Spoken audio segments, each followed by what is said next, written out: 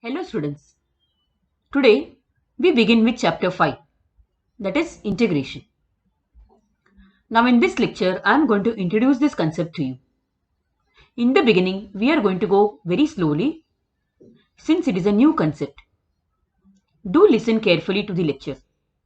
Otherwise what will happen is that if you don't show patience, you will end up thinking that it is a hard concept.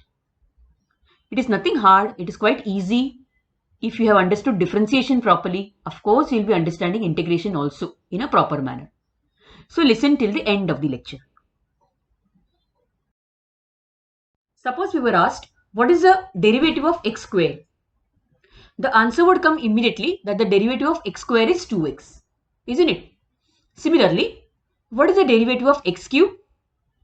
The answer is nothing but 3x square. So this we know from chapter 3, where we studied the derivative of a function and different methods for obtaining the derivative. In this chapter, we are going to study something called anti-differentiation, that is finding the anti-derivatives of a function. So we can say that if the derivative of x square is 2x, then the antiderivative of 2x is x square. And the method of finding the antiderivative is what is known as integration. Let me explain a bit further. Suppose in the derivative of x square, if you take this symbol, that is d dx is a symbol for derivation. Okay, if you take this d dx symbol on the RHS, then this symbol becomes something like this. That is, it becomes this symbol like an extended S, which is called as integral sign. It is a sign for integration.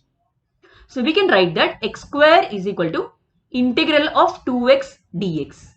The dx which is upon in the LHS goes to the RHS and it has become into dx over here, as you can see. It is just a symbol again. Okay. So we can also write that the integral of 2x dx is x square.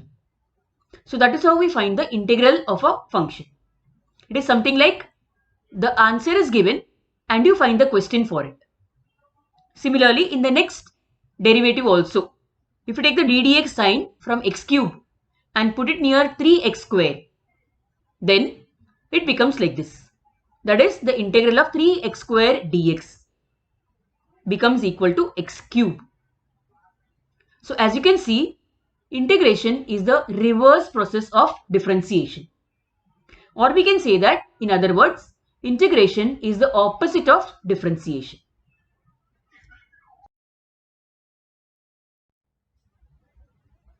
Let us see some more basics now. Now, we have seen that the derivative of x square is 2x. So we automatically say that the integral of 2x dx is x square. Now what is the derivative of x square plus 8? Again it is 2x. Therefore we can also say that the integral of 2x dx is x square plus 8 from this particular step that is there. Similarly, the derivative of x square minus 3 is also 2x, and therefore the integral of 2x dx is also x square minus 3. So now we see that the antiderivative of 2x is not unique. That is, the integral of 2x is not unique.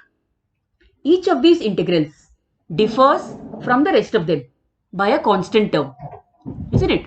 In the first case, the constant term is 0. In the second case, it is 8. In the third case, it is minus 3, etc. So, we generalize this step and we can write that the integral of 2x dx is equal to x square plus c. C is any constant. C can be 0, C can be 8, C can be minus 3 or any other constant number. So we call C as the constant of integration. Now remember, it is very important to write this constant of integration when you are doing the sums. Because if you forget to write this, you are liable to lose marks. The examiner will have to cancel some of your marks if you forget to write this constant of integration. So always remember, when you are doing indefinite integration, that is what we are doing over here. Okay, this integration method is called indefinite integration. We will also have one more method called as definite integration, but that will come in the next step, next chapter that is there. So when we are doing integration, indefinite integration, that is, we have to write the constant of integration in our answer. That is compulsory. So we can generalize now. If we have a function fx and if the derivative of fx is gx, then we can say that the integral of gx is fx plus c. Here, the symbol indicates the integration sign. Gx is known as the integrand. Dx means we are integrating with respect to x. Same like in derivatives, when we write dx upon dx, we mean that we are finding the derivative with respect to x. So x is the variable here. Fx means it is the integral. So the answer which we get from the integration step is known as integral. And c, as we have seen just now, it is a constant of integration. Remember, here the variable is x. So variable means something which can change. So in later sums, later on when we are thorough with the concept and we go on to other sums which are there, we will see that we can change the variable. We have a method called as substitution, but that will come later on.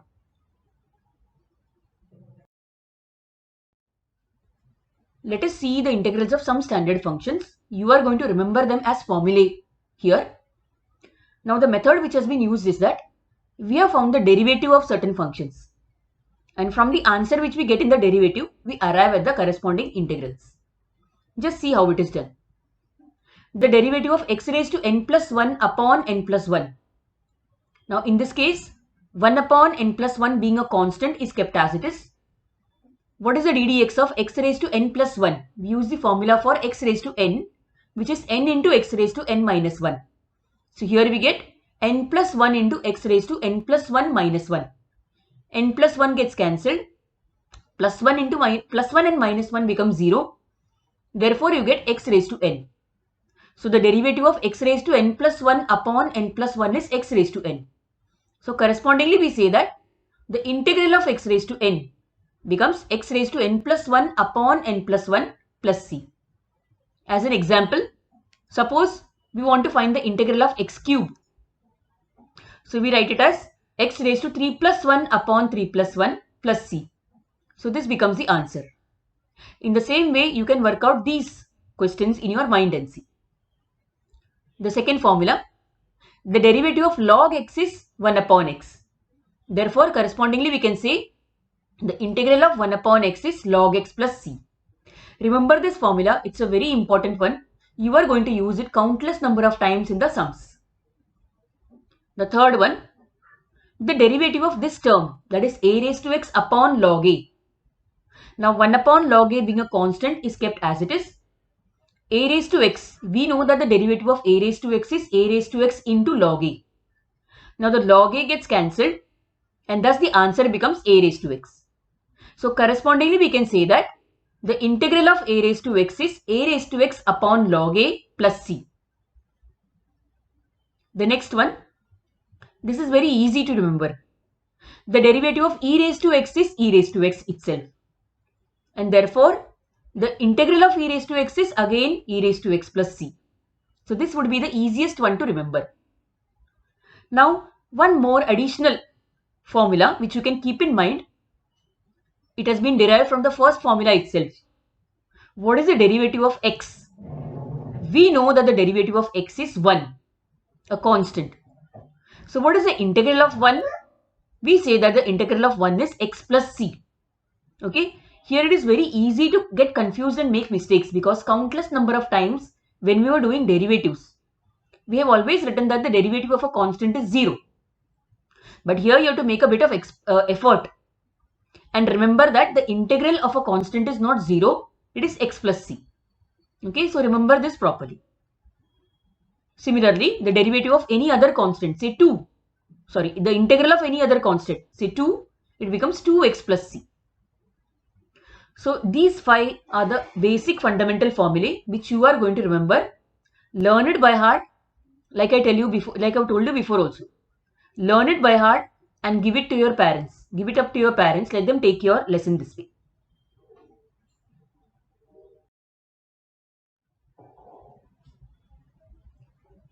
Now we are not yet done with the basics.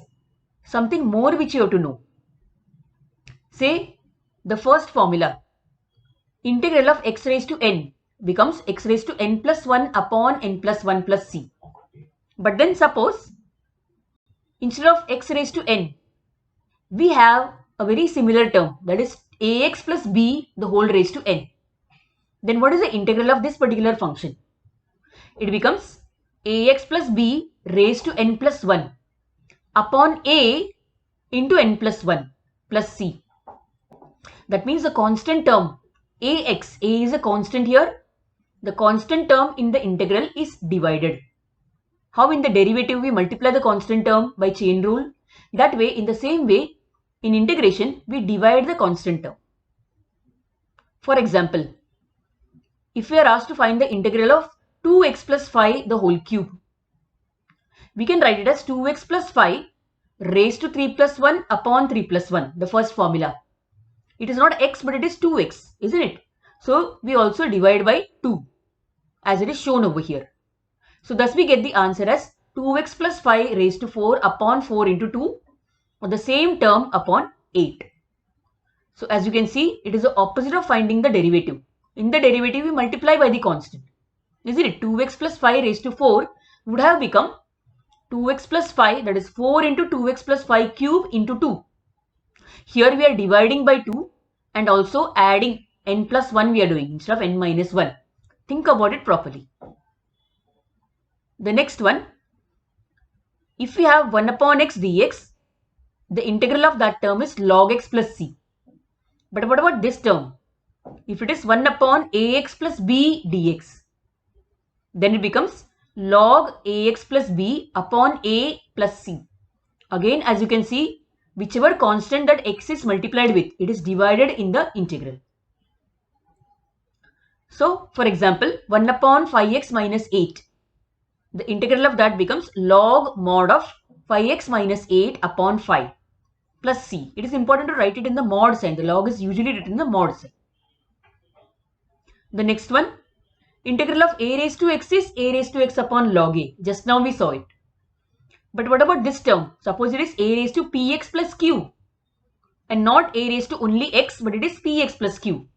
Then we get a raised to px plus q upon log a into p again. So here, for example, a raised to 7x plus 5 becomes a raised to 7x plus 5 upon 7 into log a plus c. Same way, we can work out this also. That is integral of e raised to x, which is e raised to x plus c. On the other hand, if we have e raised to px plus q, then it becomes e raised to px plus q upon p plus c. Now this is easy enough to understand. So pause the video if you want, look at it properly, carefully, understand it, and then we'll go further. Okay, so basically we are going to use the first 5 formulae which we learnt in the previous slide over here now.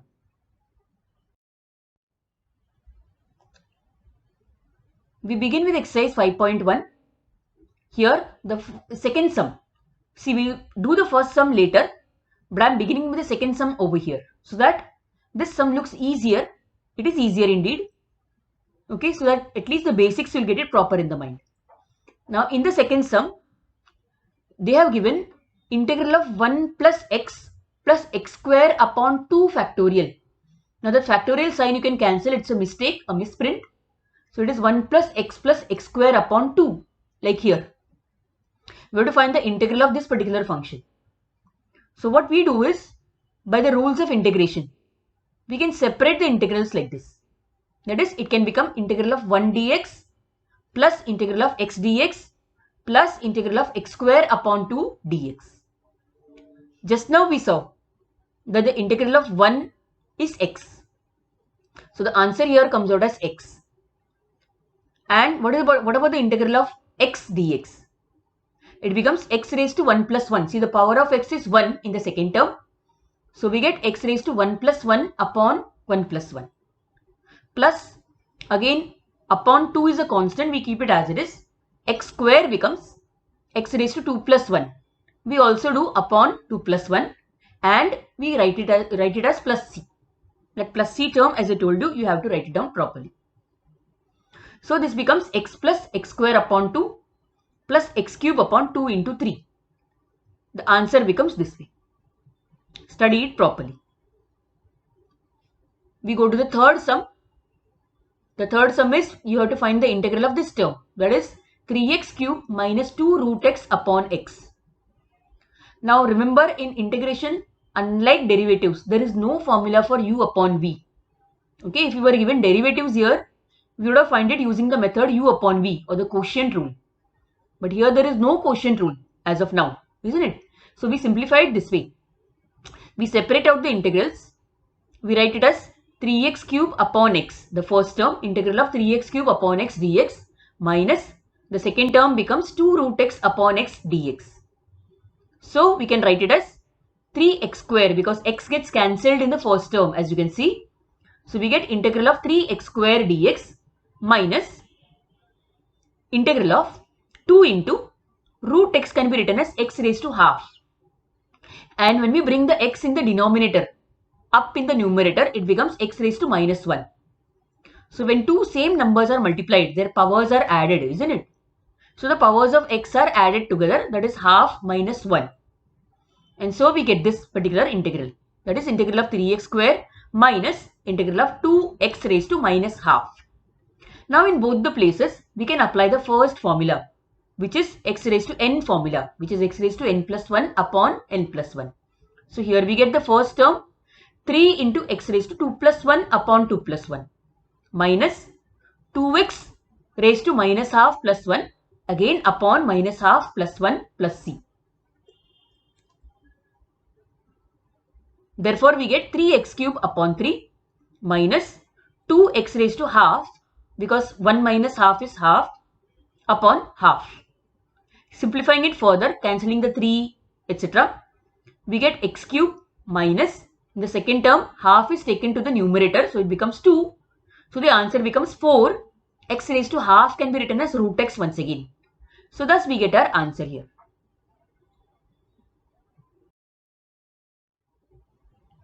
The next sum is the first sum indeed.